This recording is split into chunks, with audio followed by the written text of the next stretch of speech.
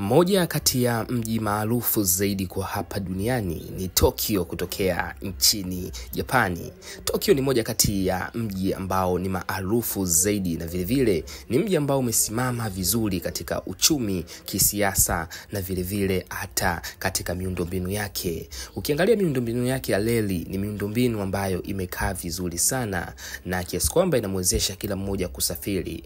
Huu mji una watu zaidi ya milioni 37 ila watu wanaishi vizuri na vile vile kila mtu anapata service yake kwa wakati. Watu huko wanaenjoy sana kwa sababu ni mji wa kihistoria na vile vile huu ni moja kati ya mji ambao historia yake imetunzwa na teknolojia yake ni kubwa sana. Ukiangalia Tokyo City hutamani kuondoka kabisa, kuanzia mazingira na vile vile hata miundombinu yake ni ya hali ya juu. Unaweza ukasema huko 2030 ila wenzako ndo kwanza wako 2025 kama wewe. Tokyo City kutokea Japan.